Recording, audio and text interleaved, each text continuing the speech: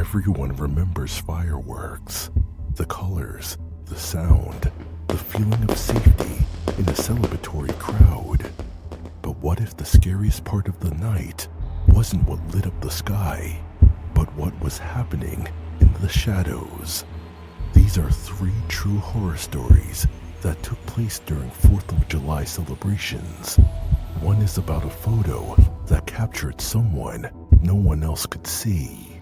Another about a campsite circled by something barefoot and silent. And the last is a camera hidden under school bleachers with pictures that were never meant to be found. They all happened in ordinary towns to ordinary people, and they've never stopped looking over their shoulders. You're watching True July 4th Horror Stories. This is Mr. H. You're listening to Masked Horror. The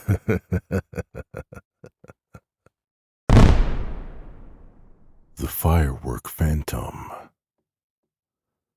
Last summer, I spent the 4th of July with my uncle in Wisconsin.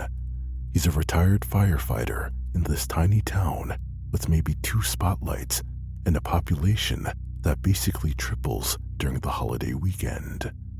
Every year, the town puts on a pretty big fireworks show near the old train depot, and my uncle still volunteers to help set it up. He asked if I wanted to tag along, and I figured, why not? I brought my camera too.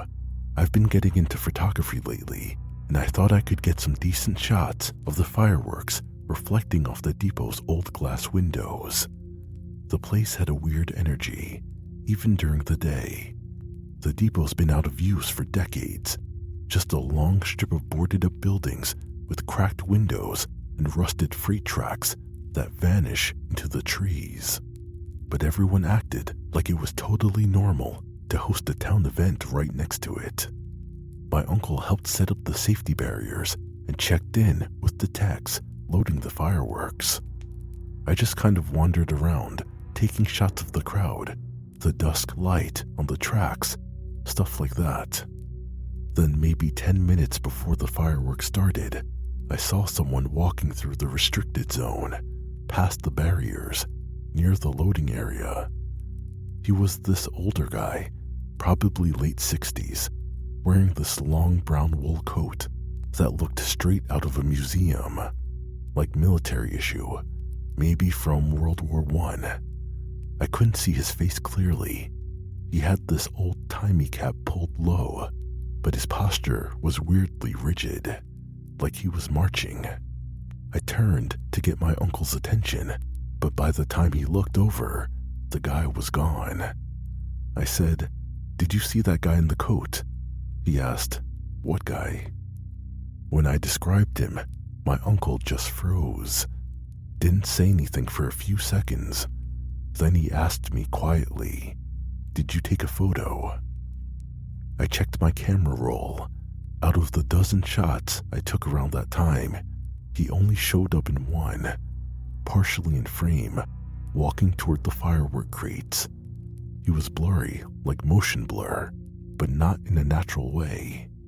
His whole shape just looked off, different, almost like it was layered into the image after the fact. My uncle stared at it and said, "Don't show that to anyone." I asked him why, and he just said, "There's no reenactment. There's never been one." Then he walked off and wouldn't say anything else about it. That night during the show, I couldn't stop scanning the crowd. I kept thinking I'd see that man again, just standing in the dark, waiting, but I never did. I went home the next week, but I kept that photo. I never posted it anywhere.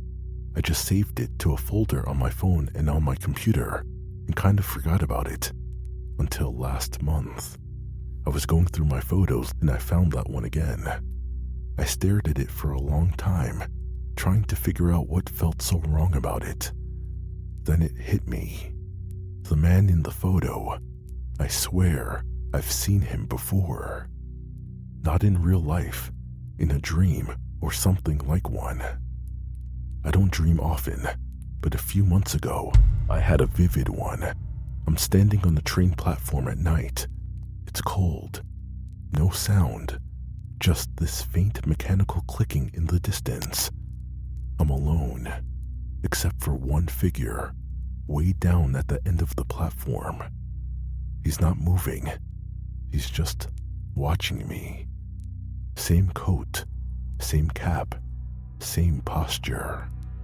I don't know what any of that means, but ever since then, every time I hear fireworks, even just on TV, I get this tight feeling in my chest, like I'm being watched again. Like he's waiting for the next time I show up. Campfire on the Ridge. In July of 2019, a few friends and I decided to go camping for the 4th. Nothing crazy, just 4 guys, some cheap fireworks, and a long weekend to burn.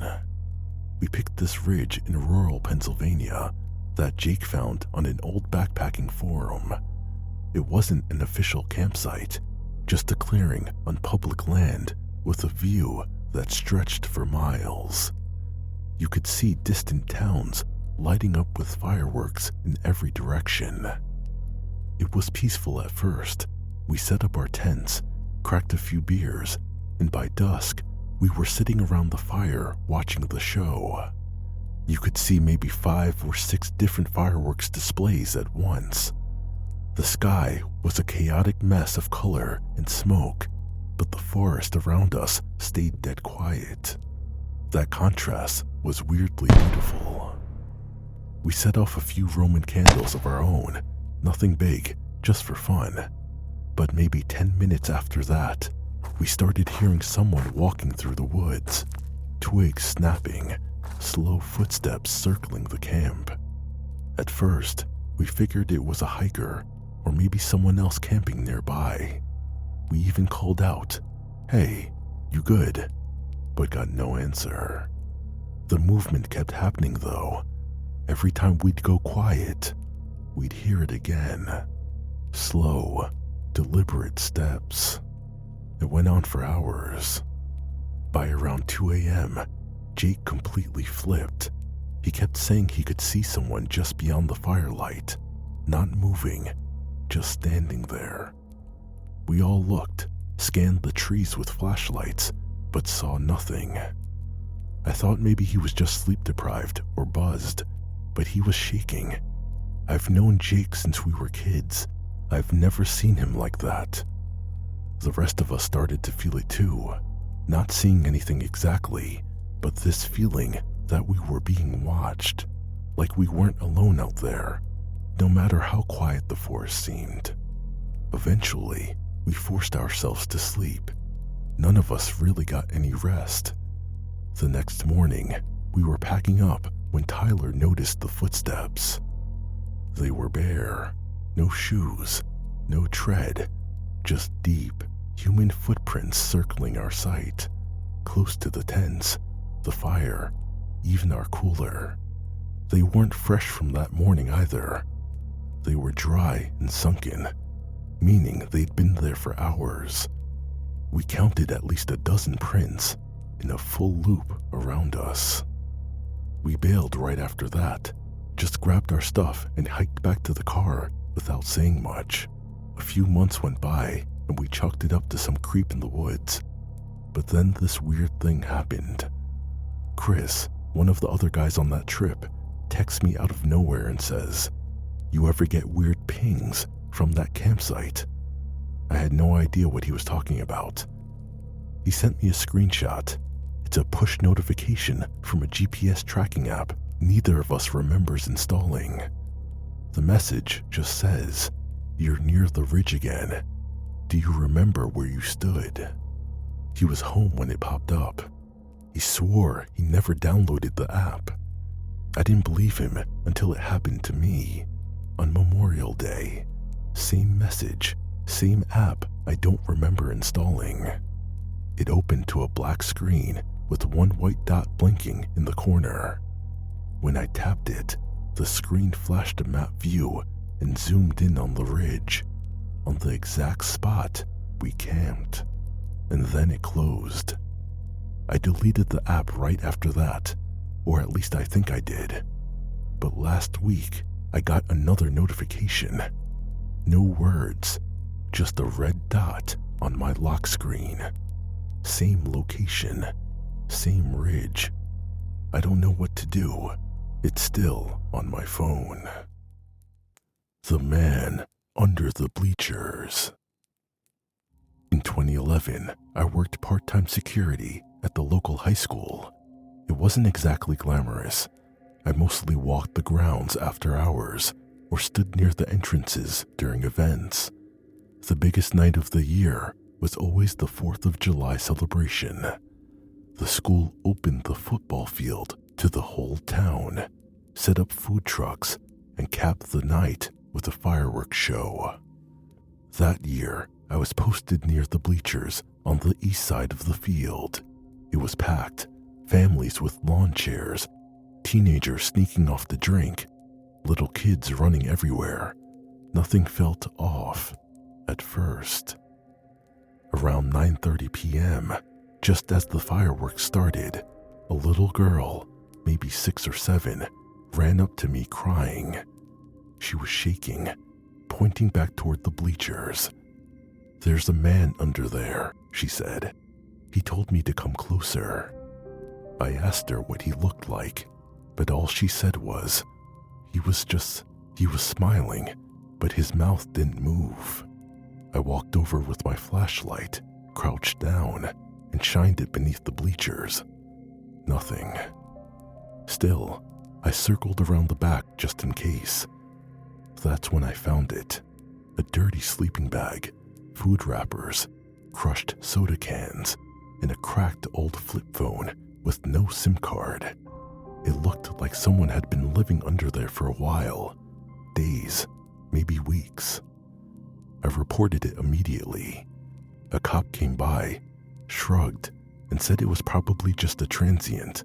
Told me they'd check it out after the show. I didn't feel good about it, but what could I do? 2 weeks later, the school janitor found a disposable camera stuffed behind one of the bleacher supports. It was wedged in tight, like someone had intentionally hidden it.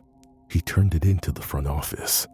I don't know exactly what happened after that, but a teacher who saw the photos quit within days.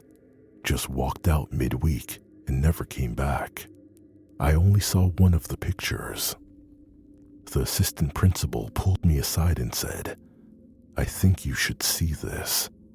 She showed me a printed copy, one of the shots from the camera. It was a photo of the crowd during the fireworks, taken from underneath the bleachers. You could see kids' legs dangling above, shadows cast from the burst of light in the sky. And there I was, clear as day, standing with my flashlight, looking directly into the lens. It was taken from less than 2 feet away. I have no memory of seeing anyone under there. No rustling, no movement, no sound. Just me, staring right into the camera like I knew it was there. I asked to see the rest of the pictures, but they were sealed, whatever that meant. The assistant principal just said some of them weren't appropriate. I asked if anything ever came of the investigation. She said the school didn't want to stir a panic. They said it was probably an old camera someone planted as a prank. But that doesn't sit right with me, because a few months ago, I got an envelope in the mail. No return address, just my name, written in neat block letters. Inside was a single photograph. It was the same picture I'd seen years ago, the one from under the bleachers, except this one was slightly different. In this version, I wasn't just standing with my flashlight. I was leaning in, closer to the camera, and this time, I was smiling. I have no memory of that moment, and I haven't told anyone I got the photo, because part of me is afraid I'll get another one.